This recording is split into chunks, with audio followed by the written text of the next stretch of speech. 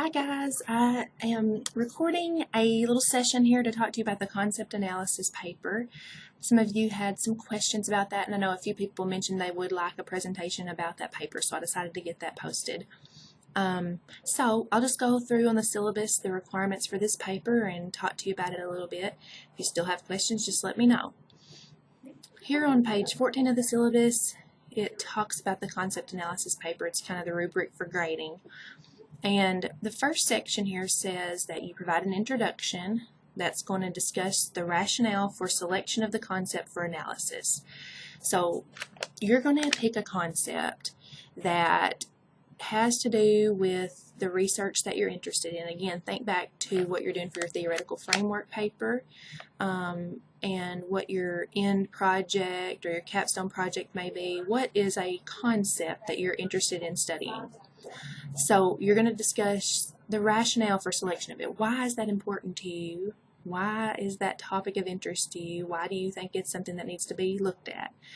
And how does that concept fit with your plans for advanced practice and your capstone or your end project? So this concept that you picked, how is it going to affect your practice once you get out of school? So now you're thinking, okay, well, this concept may need to be something about nursing, and it may need to be something that has to do with practice. So not just any random topic, but something that is somewhat related to research interests, practice interests. So in your intro, you would talk about why you picked it, what you picked, how it affects your future practice and your research studies or projects, and you're going to give an overview of the paper. I think any good introduction tells step by step what's going to be in the entire paper. So that should be in your introduction. Next, you're going to have a review of literature section, and that's just most research type papers will have a review of literature section, which is going to show that you got in the literature, you looked up journals, you read in theory books, your textbook would be included but would only be one possible choice, but you would want to use some professional nursing journals. So in your review of literature, you're going to do a section called breadth and depth, and that literature review would include different uses of the concept from two different disciplines area of the literature. And you're going to review at least 4 sources for each discipline for a total of at least 8 sources. So that means that this particular concept that you pick, you are probably going to find that it is used in literature about nursing, but you may also find that it's used in literature in psychology, or it may be used in mathematics or biology or any other discipline besides nursing. So I assume that probably one of your disciplines will be nursing, but you're going to review that concept in possibly the nursing literature and then one other discipline's literature. So when you're looking on maybe online on the library website and you see that you're searching databases and you search CINAHL, which is a big nursing database, that might be where you find your 4 articles from nursing. But you may look at another one like ERIC or PsycInfo or Medscape to try to find your other 4 articles that are from another discipline. So anyway, you need to have at least 8 articles there. You can have more if you'd like. But what you're doing, what the purpose of that is that you're finding how nursing really defines this particular concept, and you're also finding out how somebody else, another discipline, defines that. And what that does is get you a really good understanding of what that concept really means across the board. Alright, and then you're also going to want to show that you are analyzing the concept and you're doing that logically. The reader, whoever's reading your paper, should be able to follow your train of thought, and there should be evidence that you've really analyzed those sources. And the way you do that is you identify antecedents, criteria, and consequences from that review of literature. So maybe you might have a section that just of your review of literature. You may not call it breadth and depth, but you may call it, you may say review from nursing, and then you discuss those 4 articles, and then you may do review from psychology and discuss those 4 articles. And then you may have a section that just is entitled antecedents, criteria, and consequences. Now, so you're going to identify antecedents, criteria, and consequences based on that literature review, and they need to come directly from the things that you talked about those 8 articles. So you guys probably are familiar with what antecedents are. That's anything that happens before something else happens. So I'll tell you an example of a concept analysis that I did when I was in my PhD program. Our instructor asked us to identify something that had to do with crying. Everybody had to pick a concept related to crying. So there were several different ones. I'll give you some examples from the class. One was joy. One was anger. One was fear. Okay? So it had to be something to do with crying, and there was lots of different concepts we could pick. So mine was fear, actually, and it ended up being extreme fear, but you don't have to have a double term like that. But anyway, so extreme fear was my concept that had to do with crying, and so I had to come up with antecedents. What has to happen before you have extreme fear? So I was looking at this from a perspective of night terrors in little children, and so my antecedents, or things that had to happen before, would have been the night terrors themselves, or things in the environment that caused a great amount of fear, hearing things, seeing things. Another example of an antecedent would have been medications that they had taken, because there's a lot of medications that have side effects of night terrors. So think about what has to happen prior to that concept, whatever you choose as your concept. Criteria, that means what defines your concept. So in order for me to have extreme fear, what has to be present? Well, I determined through looking at the literature and looking about fear that in order for it to be extreme fear, the person had to have shaking, they had to have crying, they had to have verbalization of fear. So do you see, those are the criteria for fear. Those are the things that define it and tell us what it is. And then the consequences. You determine what are the consequences of that concept. So if somebody has fear, what is the outcome of that? What are the consequences? Well, they may run. They may cry. They may scream. They may run and find a family member. So those are all what happens because of the fear.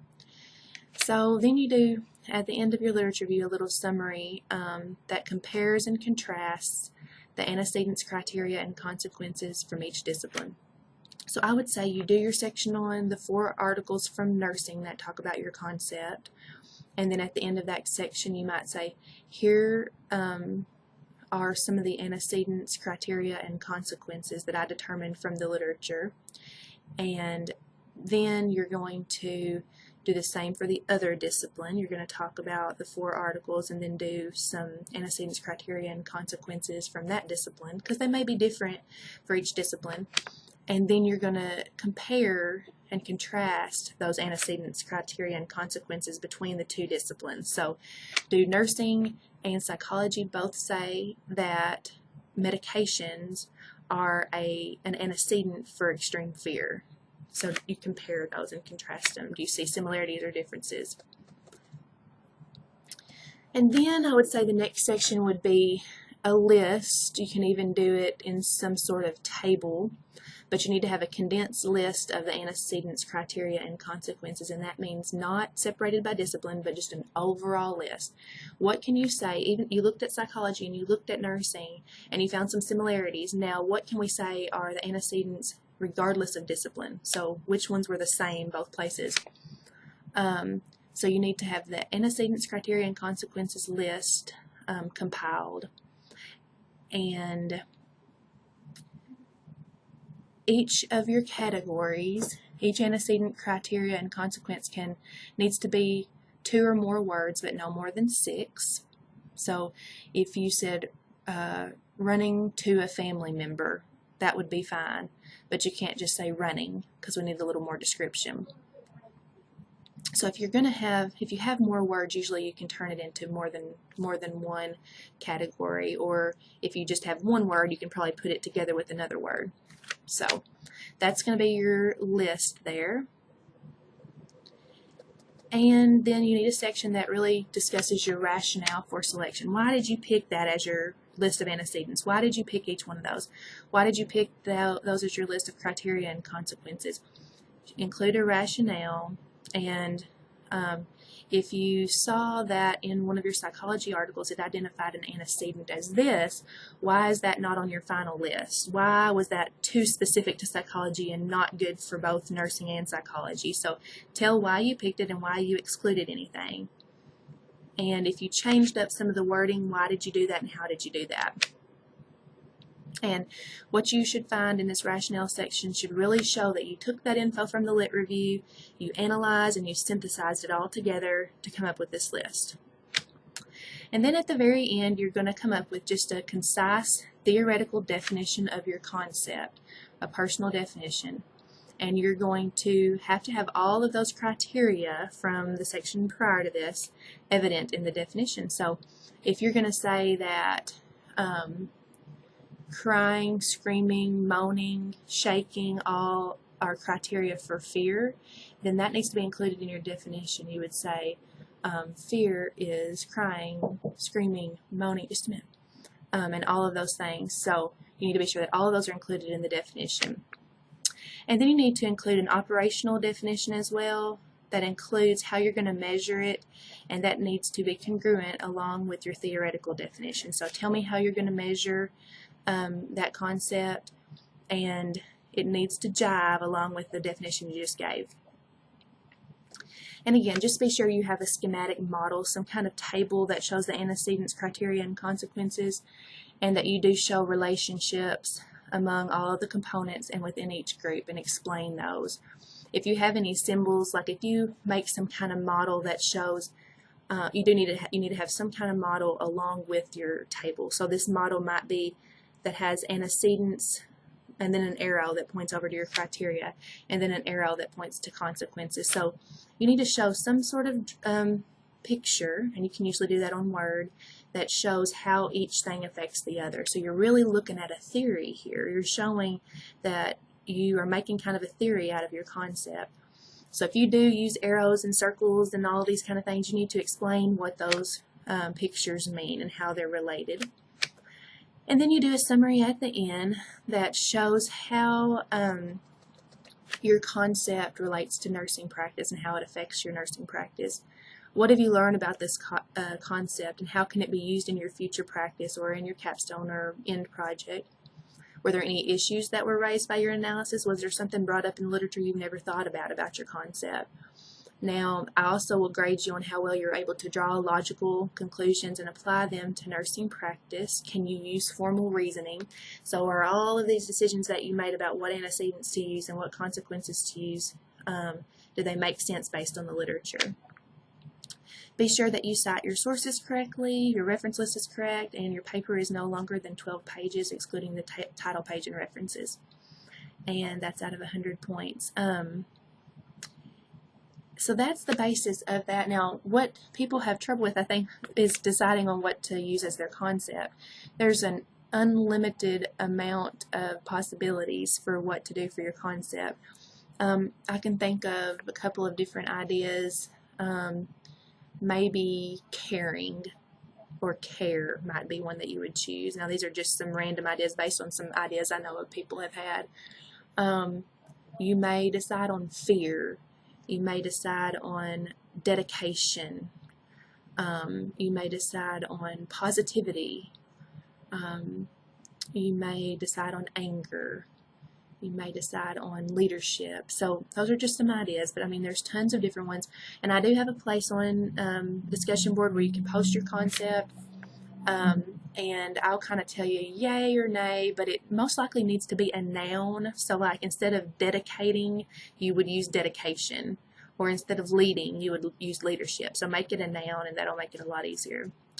I hope this helps you a little bit. This is a very abstract thinking type of paper and assignment, so you're thinking very deeply about a word, which is something we don't do that often. You're looking at all kinds of different resources and sources to figure out what this word really means and what causes it and what defines it and what is the outcomes of it.